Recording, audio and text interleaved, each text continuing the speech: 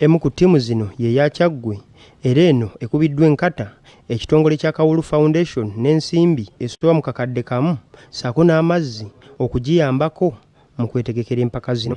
Kino kigenda kuweereza abaana moral kubanga twabasuubiza nti mpwiro gubawangula tugenda kubawangayo akasiimo oba kituyita winning bonus. N'olwekyo mu nsawo yaffe eya winning bonus olwedde mulimu miliyoni emu eyongeddeko. Bernard Bainaman ono nga yakulira emirimu ku ttiimu enagamba ttiimu yaabwe yayingira dde enkambi era bagisuubiramu okukola obulungi. Tageti yaffe yakutwala ekikopo kino ekya Masaza Masaza Cup 2020 ekiri ekiboganizingidde ku ttaka lyaffe erya Kyaggwe.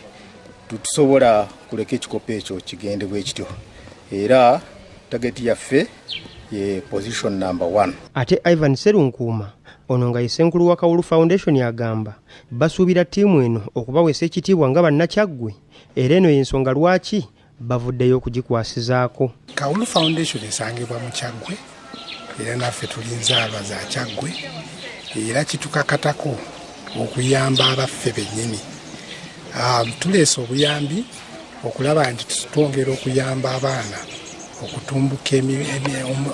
okutimbuka ebitone byabwe mu kusamba akapiira.